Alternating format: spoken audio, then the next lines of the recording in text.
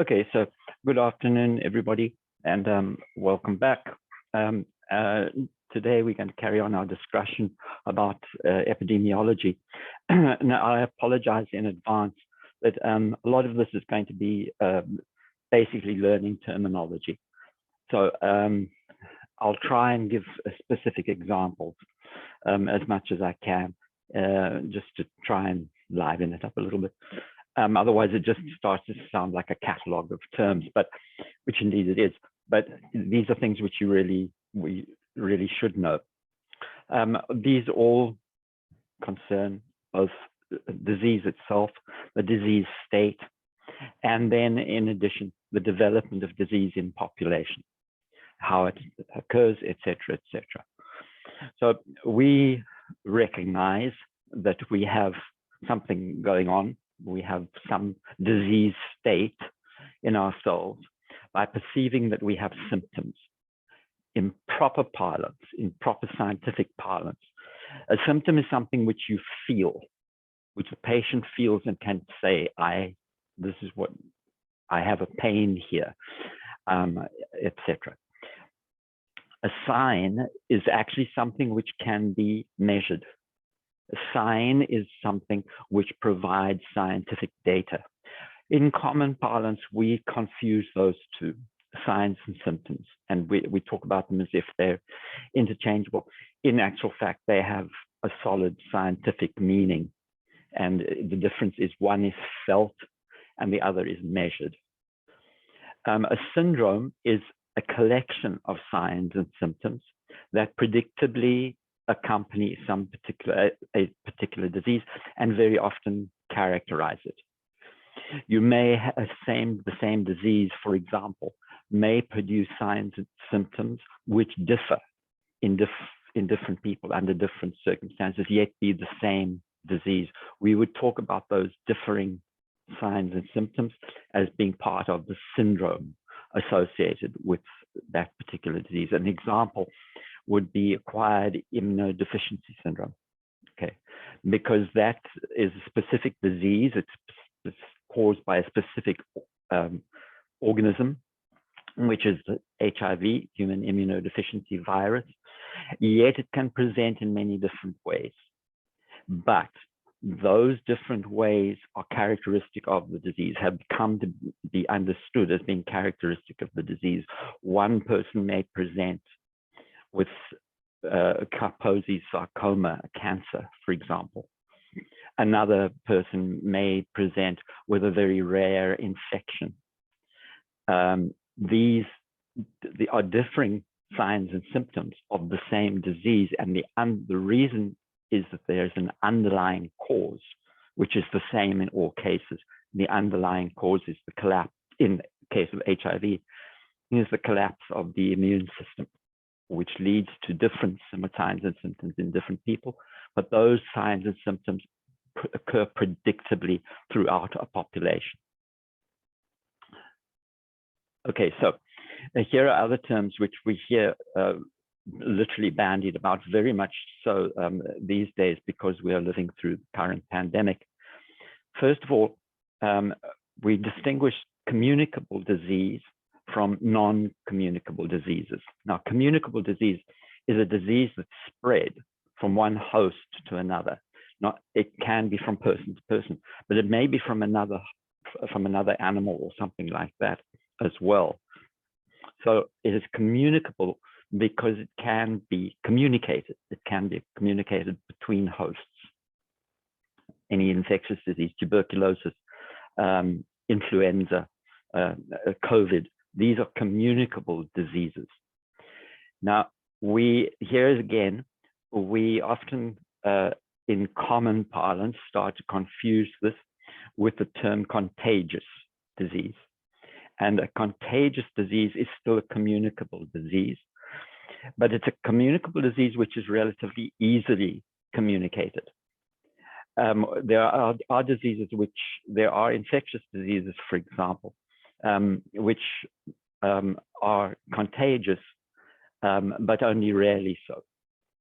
And so contagious, we really refer to a disease in terms of its degree of contagiousness. So, for example, measles is a communicable disease, but it is highly contagious. It has if you encounter somebody with measles and you have not had measles, you don't have the antibodies to measles, it is highly likely that you will acquire it.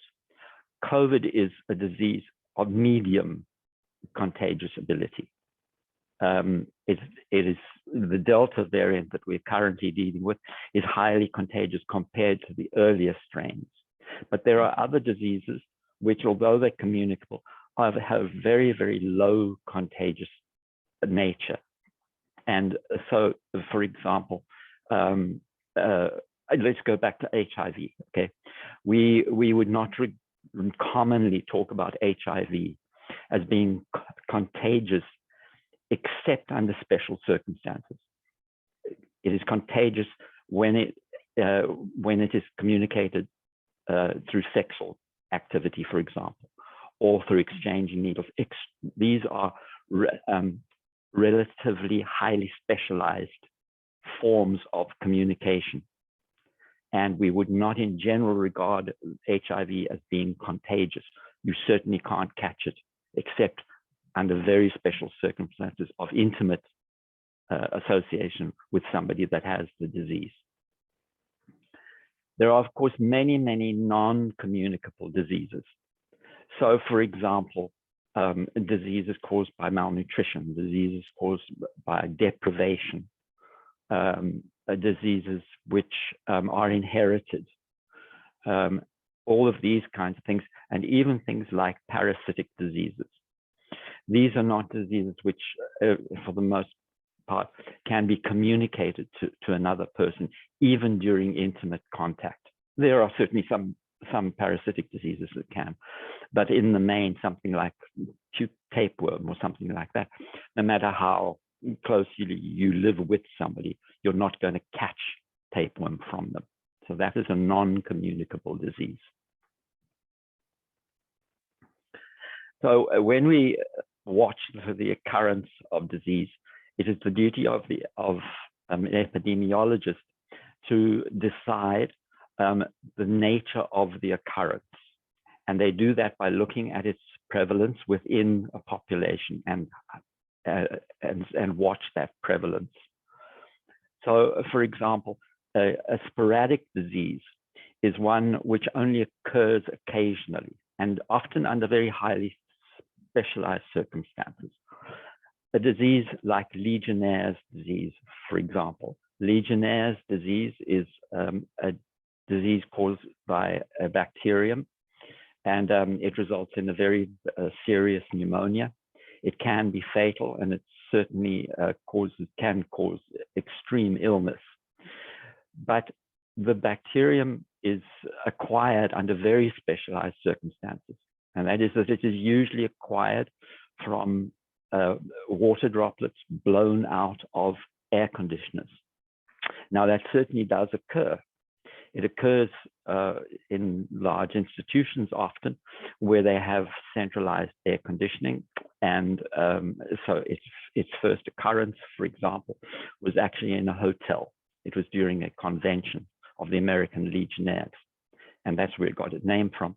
And since then, since it was first identified, every now and again, it pops up. There was a couple of years ago, a very serious outbreak in the Bronx, for example. There was a very old building with a very old, outdated air conditioning unit on the roof.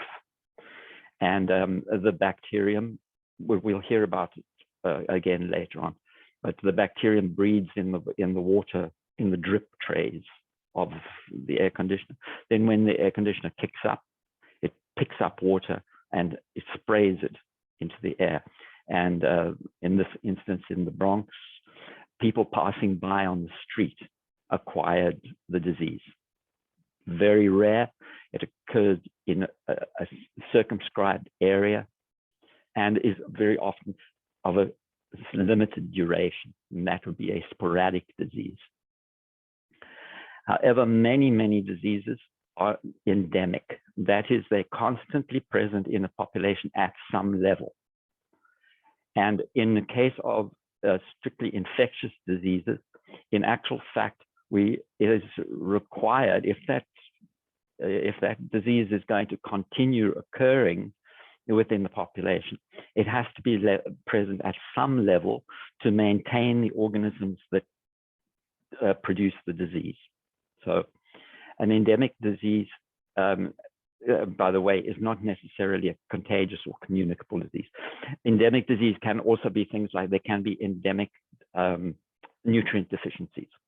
That should be made clear. But in terms of endemic communicable diseases, for example, there is one area of the world where cholera, which is also called, which is a diarrheal disease caused by bacteria.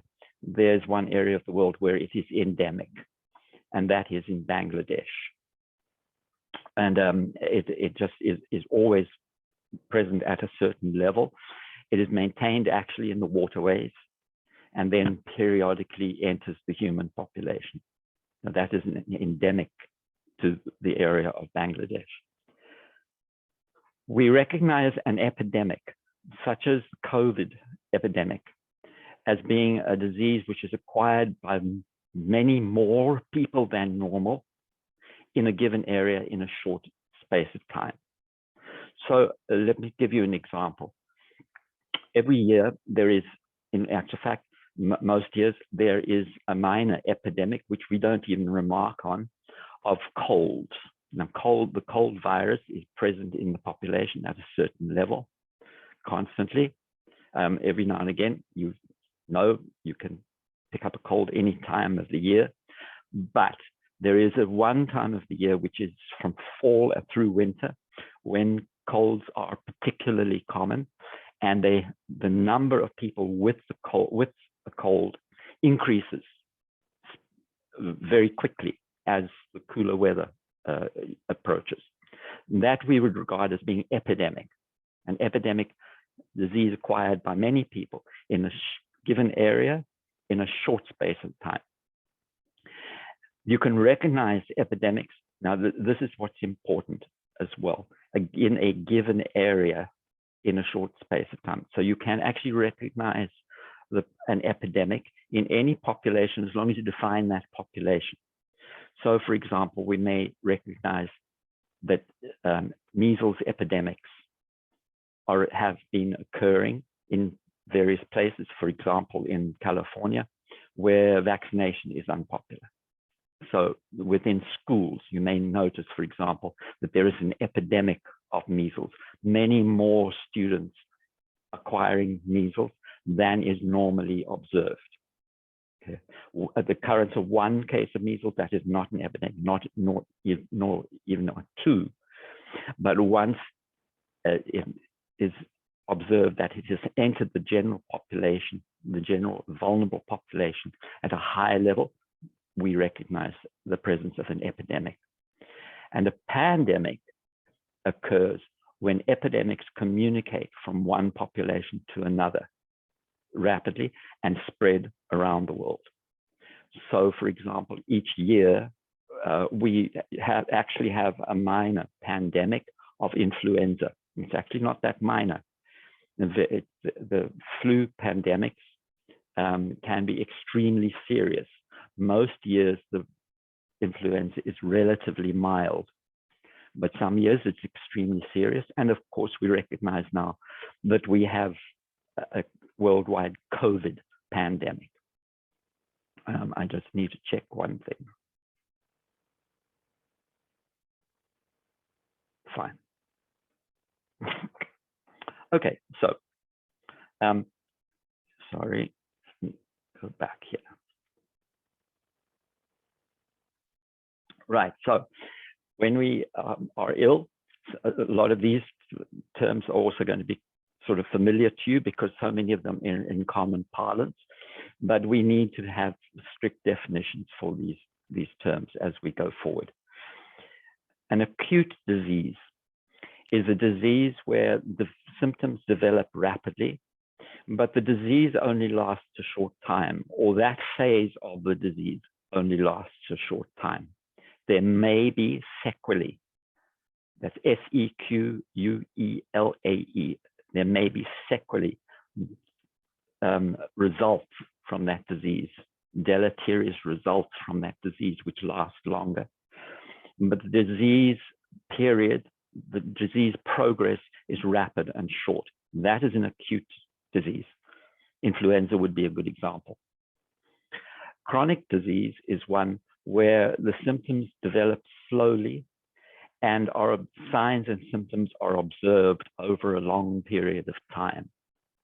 It's not to say that that disease is going to last forever, but it is the case that it will be present. It is present over a long period of time. And a subacute disease is one which is kind of in between the two. And I would cite, for example, something like Lyme disease. Some people actually with Lyme disease actually develop acute disease very rapidly. Others develop much more slowly and have exhibit chronic symptoms. And we would say that for many people, the Lyme disease is subacute and also likely to produce a chronic condition. A latent disease is one where the causative agent is inactive for a long length of time, but then activates and produces symptoms.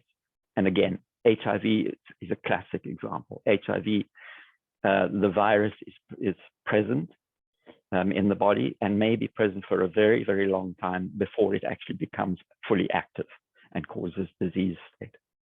Now, this term here, herd immunity, I'm going to discuss in some detail later on in this class. But the classic definition of herd immunity is that the immunity present in the population at such a level that it stops the epidemic spread of an organism. The organism is unable to find a host and then spreads to other hosts. That would be what the status of herd immunity, but I will discuss this in more detail in a minute. Okay, so epidemiology is the study of where and when disease occurs, and provides a huge amount of information as well about the transmission through populations. So epidemiologists will work on the etiology of disease, the cause of disease, of the disease state. They will identify many of the important factors which determine the spread of the disease. They will observe how the disease spreads. Diseases spread with different patterns through population. That would be the province of the epidemiologist. They may be involved in developing methods for controlling the disease, for stopping its spread. Very, very importantly, they assemble the data about the disease. They assemble data and graphs, etc., to outline two things, which may sound like they're the same, but they're not. And they are the incidence and prevalence of disease. The prevalence of disease is how many people have that disease at a given time. It's a snapshot, in other words. You say the current prevalence is so much, and it's very often expressed per unit of population. So many people in 1,000 have this disease at the current time. If we observe changes in prevalence over time, then what we're looking at is the incidence. The incidence of disease is a rate. It's a rate with time, and is one of the most important aspects of disease, of the development of disease in populations, is to observe the incidence. The epidemiology is very, very strictly a data-driven science, a very complex science. We are only just discussing like the common terms and things like that. We'll see some of the graphs, but in actual fact, it is an extremely complex, mathematically driven, statistically driven science. And in modern times has proved to be one of the great arms of scientific understanding of the disease process. A huge amount of our knowledge of diseases and of how they occur in populations and how they can be controlled are thanks to epidemiological studies. We hear about epidemiology virtually every day now. Under normal circumstances, we maybe hear a little bit of epidemiology when some unusual disease occurs, or yearly when the flu epidemics arrive. Each year we may hear a little bit about epidemiology, but otherwise it pretty much flies under the radar for most of us. But of course, with the current COVID pandemic, we hear about epidemiological information constantly, so much so that it has just really become part of our common parlance. So let's have a look here. And so this is a typical epidemiological graph. This is a graph of the reported cases of HIV and AIDS in the United States until, let's see, 2012, about 2016 or so. So this immediately, we see that, number one, HIV was not endemic to the United States. It, in actual fact, only entered the United States in the late 1970s and early 1980s. That is when the first cases began to be noticed. It may have entered long before. There is some controversy about it, and simply been so rare that it was not identified. It was only around about here that it began to enter epidemic status. And we can see that it's entering epidemic status by this exponential increase in the number of cases over time. So at any one of these times, we could look and say, well, the prevalence of HIV here in 1984 was several hundred, probably 900, something like that, per thousand. We would probably say we have a number of cases, which is still a prevalence. And we say, okay, 900 cases in here in 1984. That is a prevalence. It turns out that it was a very low prevalence because the prevalence begins to increase. And as we track the changes in prevalence over time, what we are looking at over time is the incidence of the disease. And this can actually be mathematically determined, and it will serve to predict for us what future numbers might be like. There are some things about epidemiology, though, which you have to be very careful of. And that is that the way in which data is collected and the way it's reported can actually vary. And it can also be subject to circumstance. So, for example, look here, and you'll see that this, I think this is 1992, 93 here, this enormous increase here from this lower prevalence here to this very high prevalence. It was not because more people got sick. It was because our ways of recognizing and reporting the disease changed. And suddenly a lot more cases were being caught, were being identified and reported than was the case here. The numbers, this implies that the numbers here are underestimates. And that they caught up here, and then going forward, they are more accurate. So first of all, there is a real epidemic structure to this. Look how many cases, how long it took for the first 250,000 cases to occur. Look how short a time it took for the next 250,000 to occur. Then after that, it settles to a kind of a background rate. This is a typical situation for an epidemic. And now the disease, one might almost say, has become endemic. to the population. There's a relatively constant prevalence of the disease going forward after this initial epidemic. We need to remember also that this buried in here, not visible to us, is the fact that these early cases here, the mortality was 100%. These are symptomatic cases being reported, and these early symptomatic cases almost all died in the 1980s. The few who survived are those who acquired the disease towards the end of the 1980s, because in the 1990s here, treatment became available, which afforded people with HIV practically a normal lifespan going forward.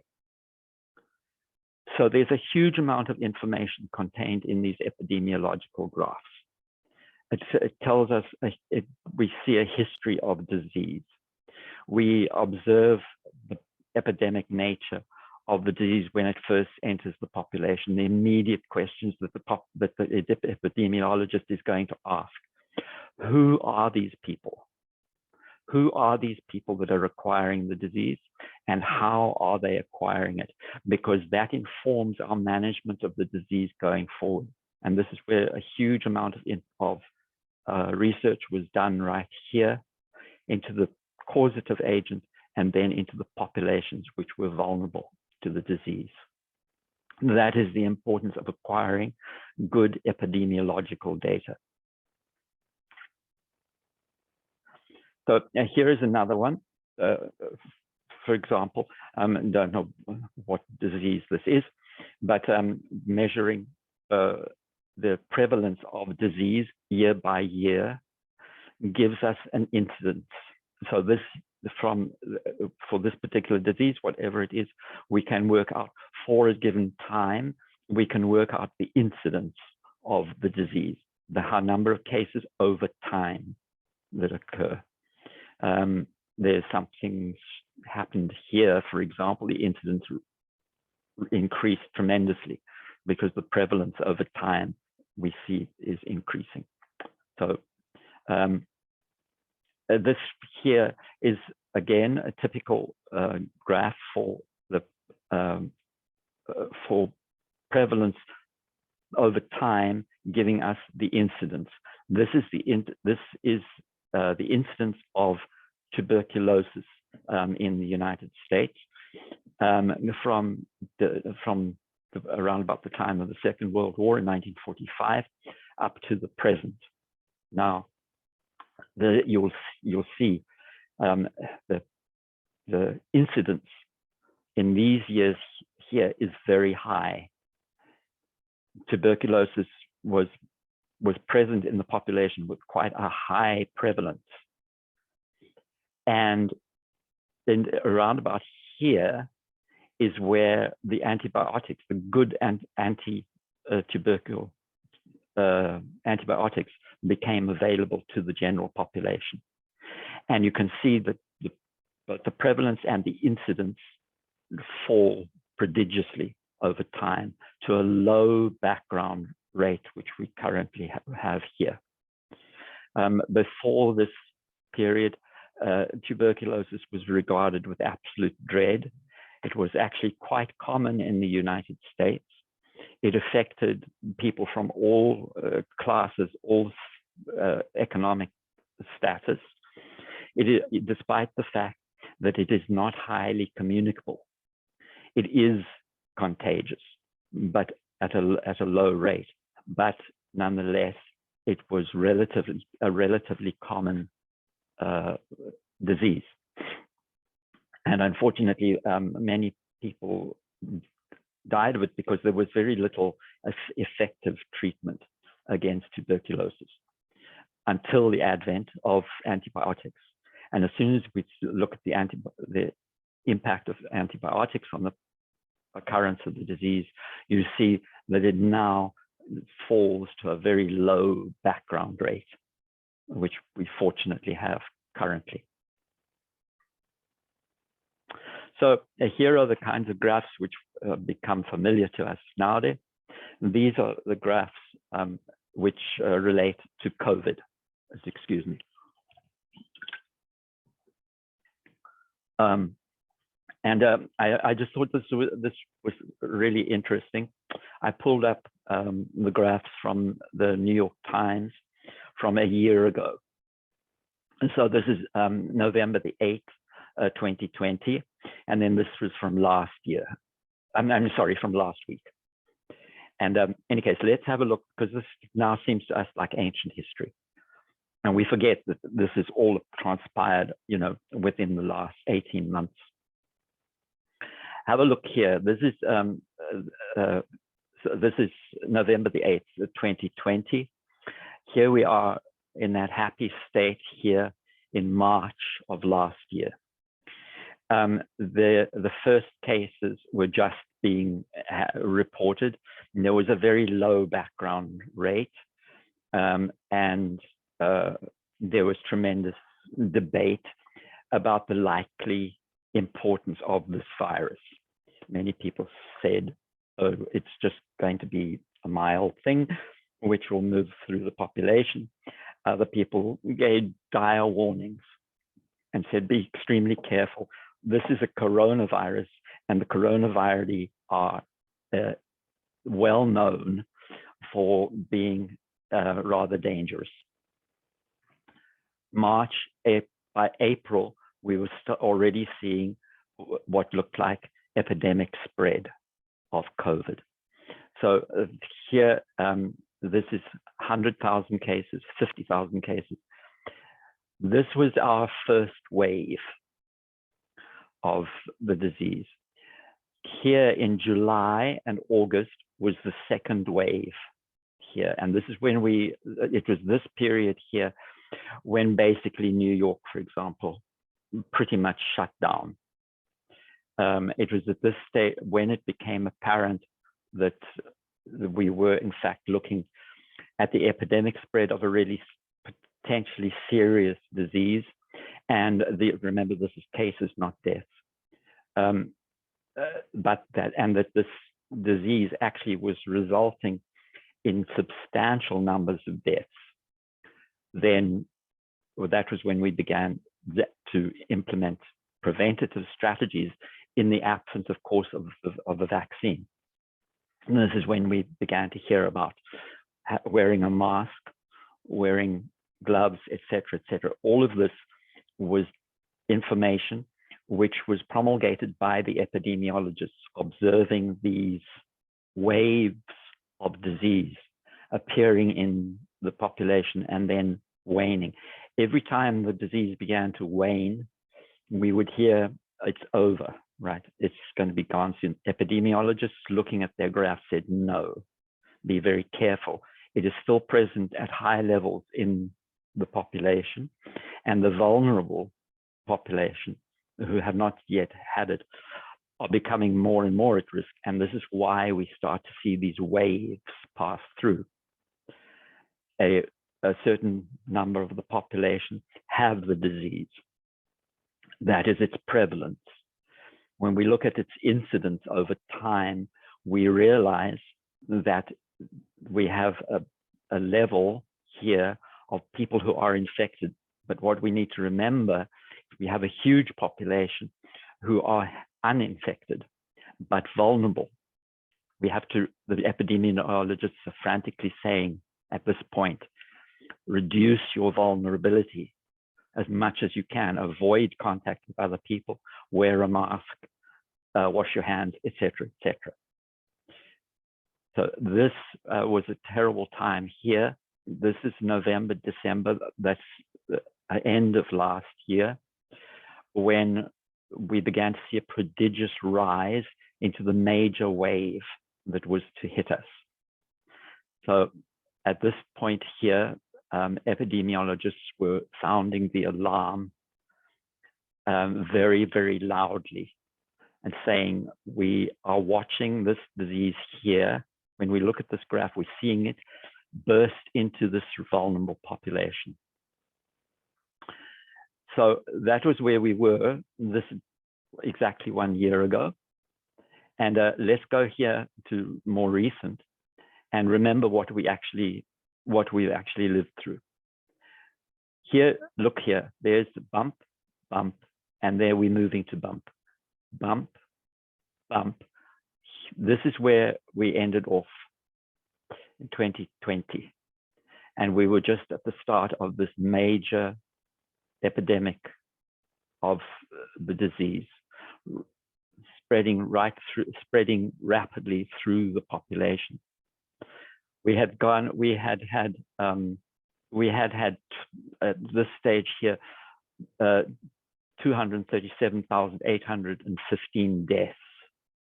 We had 10 million cases and that many deaths at that stage. We were looking at a major wave here. That began to terminate, let me just see, I can't quite see, July. And this here is largely due to the impact, first of all, of our public health strategies, wearing masks, et cetera, et cetera. This is where people really began to realize that this was tremendously important, but also beginning the impact of the vaccines, which became available in February, March of this year. Immediately that happened, we see a massive decline right to very low levels when we thought this is when we were all celebrating and we were starting to say, oh, we can take off our masks, et cetera, et cetera. But what we need to realize is that we're dealing with an organism whose sole purpose is to reproduce. And they will go to, that organism will remain within vulnerable populations where it can be propagated. And in doing so, it will begin to evolve. And over this whole time period here, while our populations are passing the virus around, the virus itself is evolving. And this is what happened here. A new variant of the coronavirus, the Delta variant, was evolved within our populations, within the human population. And its distinction was that it now went from being low contagion, low to middle kind of levels of contagion, which is what we dealt with here, bad enough, to being highly, highly contagious here. And this last wave that we've endured is due to that variant moving through vulnerable populations. And those vulnerable populations are twofold. Remember, this is cases, not deaths. This is cases. Those vulnerable populations turns out, are twofold. The first are people who are unvaccinated. And those people in this wave are likely are much more likely to suffer serious illness, hospitalization, and death. Almost all cases in hospitals are amongst the unvaccinated population. But a component of this wave here are people who have been vaccinated, who suffer what is called a breakthrough infection, an infection in people who are otherwise fully vaccinated. But that infection almost invariably is relatively mild, but it will still be counted. It will still be counted into the prevalence and become a record of the incidence of the disease. It's a huge amount of information contained in these. Quite apart from that, let me just mention, we've lived through this, all of us. This has been a cataclysmic human event. I don't think any of us quite realize just in our day-to-day lives what we as a species have actually been through. But it has been an event of enormous import to human history. And it's all locked in here. All of that history is locked in these graphs here, because we're now at 750,000 deaths. By the time we get to this point here, we're at 750,000 deaths in the United States, several million worldwide. So the people formally tasked by the federal government with tracking these kinds of diseases, monitoring and tracking them, is the Center for Disease Control and Prevention, the CDC. This is our principal epidemiological agency, but it operates together with the National Institute for Allergic and Infectious Disease. It is actually an arm of the NIAID. And they are responsible, as far as possible, for monitoring the occurrence, especially of diseases which are of constant economic and human impact, such as tuberculosis, et cetera, but also for monitoring the arrival of new diseases and then tracking them. So, for example, they were the first people to publish information about HIV, even though they didn't know it was HIV at the time, but the occurrence of the strange syndrome in the 1980s. It was CDC that first elucidated that, published the first information. They do so by publishing this morbidity and mortality weekly report. This is regarded worldwide as being a gold standard of epidemiological reporting. And the two words in here are important. The morbidity is the incidence of a specific disease. And it's a specific notifiable disease. Now, a notifiable disease is one which a physician is required to report to the authorities. And this is the way it's very difficult for the CDC to report on diseases which are not notifiable, because many cases they'll never hear about. They'll never enter a data bank. But notifiable diseases, you can be relatively sure that you're getting an accurate picture of the number of the prevalence and incidence. So that's morbidity. Morbidity is the appearance of illness, of the specific disease. The mortality is the number of deaths that result from that disease. So if we go back here, the morbidity is this 126,156 in the American population, and the number of deaths, that's the morbidity. Here is the mortality, 237,815. So those are notifiable infectious diseases. There are some notifiable non-infectious diseases as well, especially diseases of deprivation, malnutrition, and that sort of thing. But notifiable infectious diseases are required. If a physician diagnoses one, they are required to report it. So we report morbidity and mortality as rates. So we report morbidity rate, the number of people affected by the disease in relation to the total population in a given time period.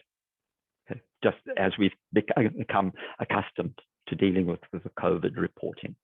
The mortality rate, again, it's a rate, number of deaths from a disease in relation to population in a given time. So many deaths per 100,000, for example, in a year, or commonly with the COVID reporting per population, per United States population for that given time. So here's a question to ask you. Here's what is buried in those statistics. For example, in 2012, morbidity of West Nile encephalitis was 5,674 in a year in the whole population of the United States. The mortality was 286 in the whole population in that same time.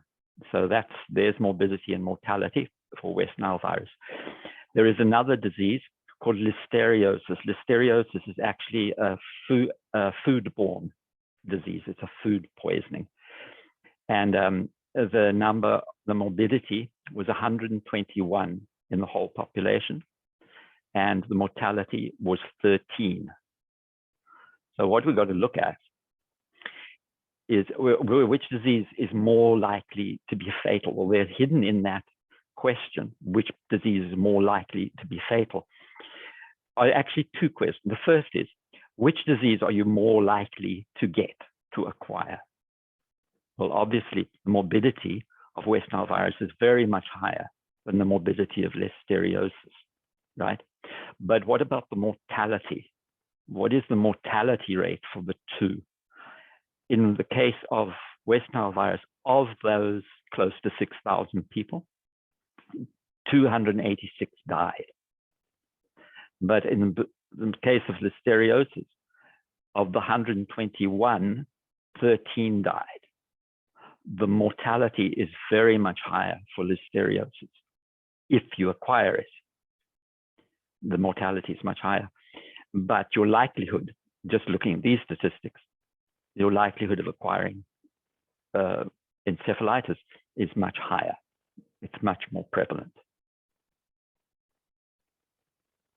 Okay, so now I just wanted to spend a little time talking about this term of herd immunity, because it's a term which has been bandied about and has been tremendously important in COVID, in the COVID epidemic, because it funded actual public health tactics. The concept of herd immunity is one which has arisen from vaccine studies. And this is the background to the term herd immunity. Let's just have a look at this graph. We have basically three parts to our population. We have one part which is not immunized at all, healthy, but vulnerable. Okay. We have another part of our population which are immunized for one reason or another. And once they have either had the disease and developed antibodies to the disease, or they have been vaccinated, they are healthy and unable to acquire the disease again.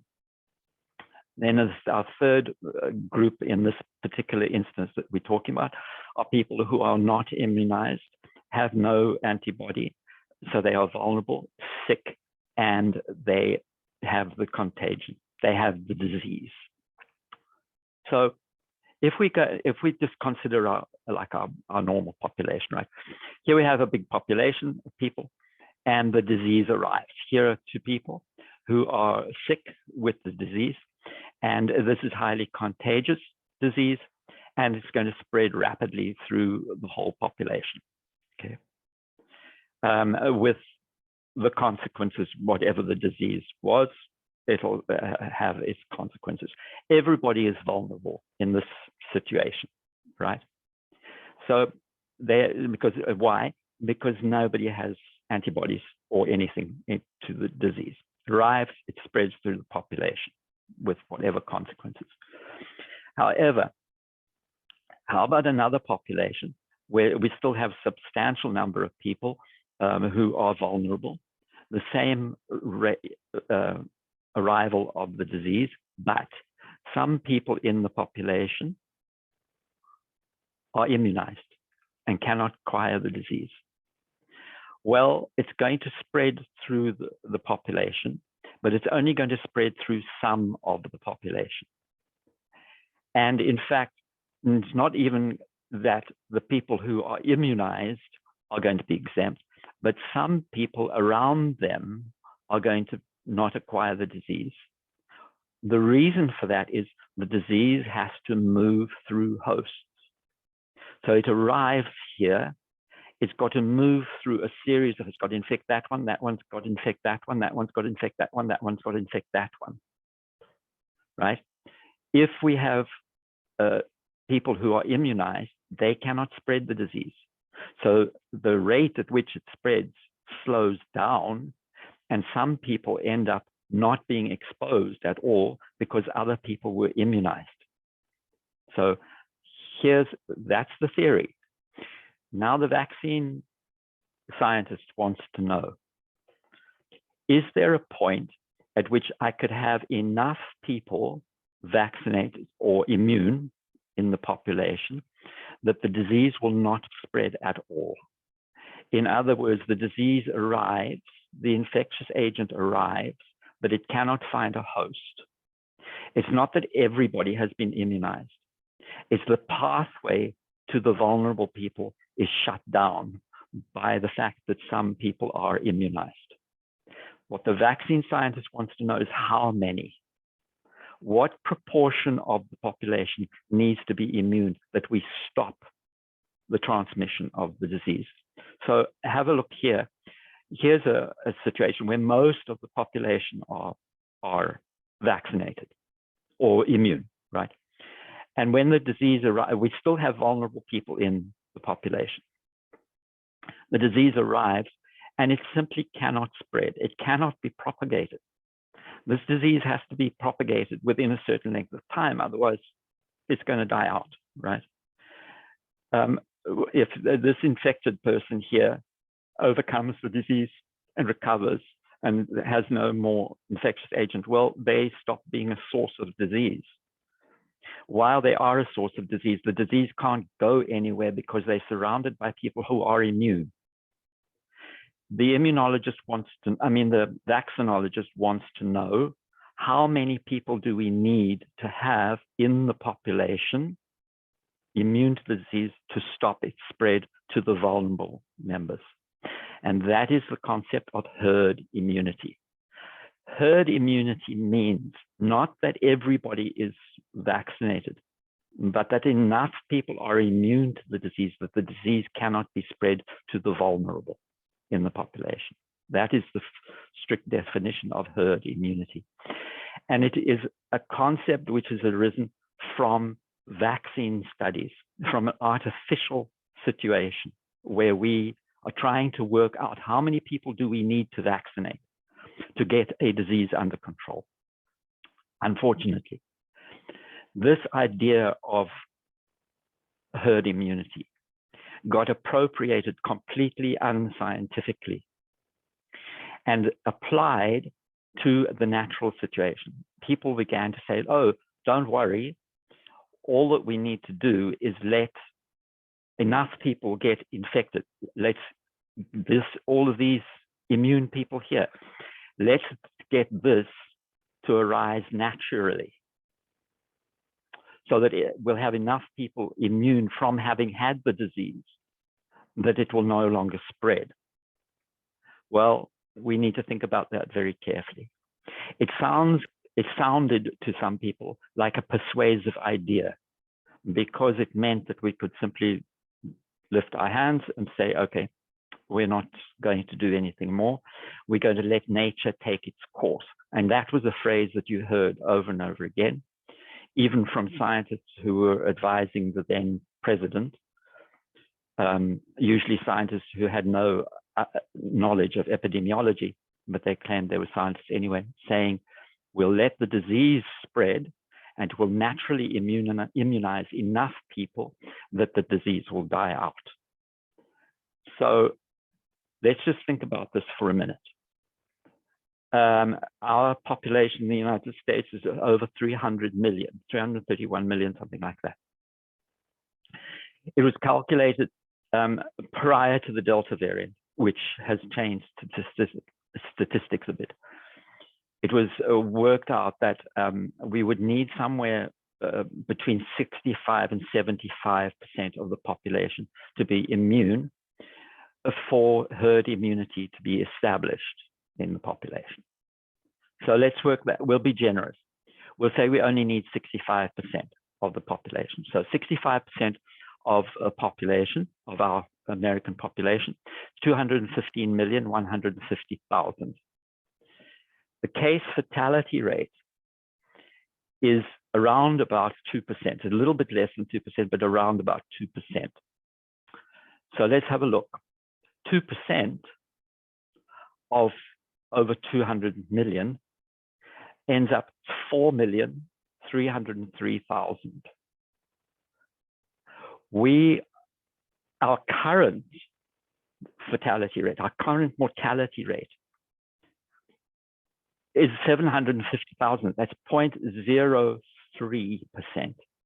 of what the herd immunity people say we should be prepared to tolerate, right? Here, look, we've got our current mortality is 750,000 deaths due to coronavirus. What the herd is, in order to achieve herd immunity by natural means, by natural progress of the disease, we would have to accommodate 4,303,000 deaths. 4,303,000 deaths. We have had 750,000, and that has been devastating for our population. It has been a devastating event, whether we are fully cognizant of that or not. It has been a devastating event.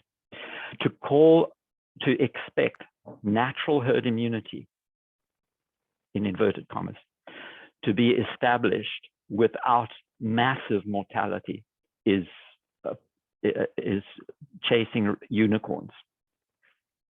And yet there was, both here in the United States, for a considerable length of time, this was a very important view in determination of public health strategies.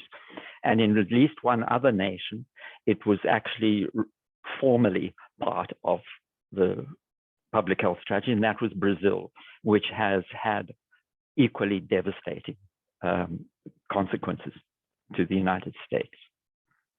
So what they actually, the herd immunity, natural herd immunity people, they're asking us to endure a fatality rate 1,000 times what we suffered already. It's incomprehensible. Of course we can't. The impact on the nation would be devastating on everything, on every level, psychologically, economically, everything. It would be. This is what they want. They want, yes, yeah, herd immunity has been achieved, but at what cost? No. Herd immunity relates strictly to a concept in vaccine science, in vaccinology, and it is true that we really would like to get to herd immunity, but we do so by vaccination, a combination of vaccination and then a certain amount of background immunity that's developed in populations who have survived the disease. But we amplify the population that are immune by vaccination. Okay, so onward and upward. When we look at different diseases, we recognize, for example, that the disease progresses at different rates. So, for example, an acute disease is one where symptoms develop very rapidly. Disease only lasts a short time, and then it's over. Chronic disease, these are diseases which develop slowly and over a very long time. And subacute diseases would be diseases which are intermediate between the two. A latent disease is one where the infectious agent actually remains inactive and for a time before causing disease. Those that we've done, we covered. We need to think also, though, about how the extent to which the host becomes involved, because even these let me go back here. Even something that we would regard because a disease is acute doesn't mean to say that it's extremely serious. For example, a boil on your skin, that would be an acute disease, but it's going to be of very little impact to you over time, right? It's going to be over and done with, and even while you have it, it doesn't necessarily incapacitate you. Because we say that there's acute disease or chronic disease does not tell us the degree of impact on the host. So, for example, the one I've just given you, a boil on your skin, this is a local infection. it's limited to a small area of the body, it's not generalized over the whole body. But a systemic, a generalized infection is one which occurs throughout the body. Influenza, for example, would be a systemic disease. A focal infection, let's go back to our boil example. Okay, a focal infection is one which has an initial center of infection, which was local, but which begins to spread. So, for example, boils usually resolve themselves, but occasionally a boil may actually lead to a systemic disease where the bacteria begin to spread and breed throughout the body. And that would be regard that disease as having a focus, and that would be the original boil. So that would be a focal infection. This term here, sepsis, is one which needs really careful explanation. And I'm going to actually discuss all three of these, septicemia, bacteremia, and sepsis, as one unit. Bacteremia is the presence of bacteria in the blood. And bacteremia is very common and it's usually extremely transient. Your immune system soon wipes out the bacteria, and they don't breed at all. And it is usually quite innocuous. And I'll tell you, you may be taken aback, but virtually every time you floss your teeth, certainly every time you go to the dentist and have any work done on your teeth, or even cleaning, that sort of thing, you will develop a transient bacteremia. Some bacteria will enter from your mouth, will enter your bloodstream. It's of no consequence whatsoever, none. They soon die off, they're soon wiped out by your immune system. That's it. If bacteria begin to survive in the bloodstream, and especially if they begin to grow, the population begins to grow, or they settle somewhere and begin to grow and spread, carry on spreading through the blood, through the body fluids, that we refer to as septicemia. Often we call it blood, it's common parlance, blood poisoning. It's growth of bacteria in the body and especially in the blood. That in itself is a very dangerous situation, which would need to be treated. But its most serious outcome is this condition called sepsis. And sepsis is a specific syndrome which arises because of the circulation of bacteria in the blood and a reaction from the immune system. And it is an overwhelming immune response which leads to the crash in blood pressure. That is where the word shock comes from. This is often referred to as septic shock. Sepsis and septic shock are interchangeable.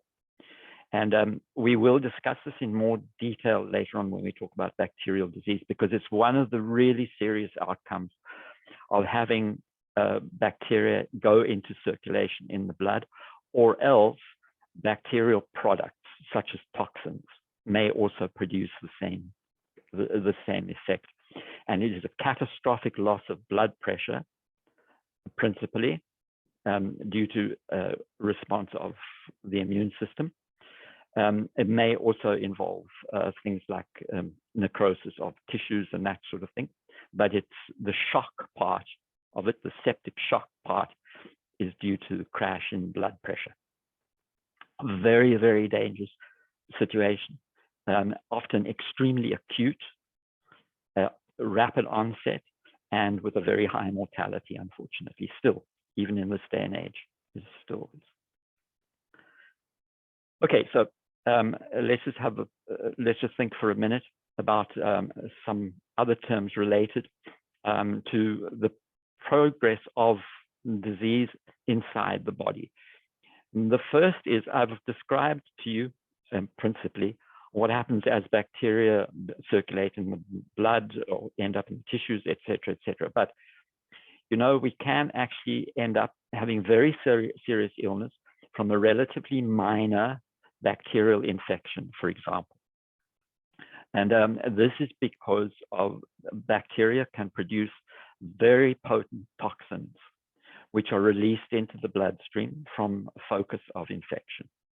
And a really good example is that of this organism, Clostridium tetani, which is the disease, it produces the disease tetanus. And this bacterium, we may have a very small focus of infection, very, very small. But those few bacteria produce enough toxin to actually be fatal and result in this paralytic disease called tetanus. And so, for example, when you are likely to have been exposed to the organism that causes tetanus, you'll go and have an anti-tetanus shot. That is a vaccine, but it's not a vaccine against the bacterium. It's a vaccine against the toxin that the bacterium produces. As long as we wipe out the toxin in the body is perfectly able to deal with wiping out the bacterium very rapidly. It's only when the bacterium is able to produce these toxins that it causes disease. Just as we had a bacteremia, bacteria circulating in blood, a viremia is the circulation of virus in the blood system. A primary infection is usually an acute infection that serves as a focus from which other disease symptoms may arise. And for example, we may have influenza or even a common cold as the primary infection, and then develop other diseases as a result, as, for example, a secondary infection. A common secondary infection after influenza is pneumonia, is a bacterial secondary infection, has no relationship to the influenza virus, except that the influenza virus sets up conditions, damages tissue function sufficiently that the host becomes compromised and a secondary infection can begin.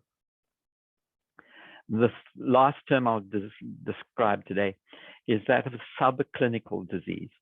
And a subclinical disease is one where there are no noticeable signs or symptoms, but very often the disease is revealed in investigation, either routine checkups or in investigation of another disease. Subclinical, below clinical notice, but present nonetheless. And subclinical disease may be extremely serious as well. Okay, so we'll leave our dictionary of epidemiology there for the day, and I will see you again on Wednesday.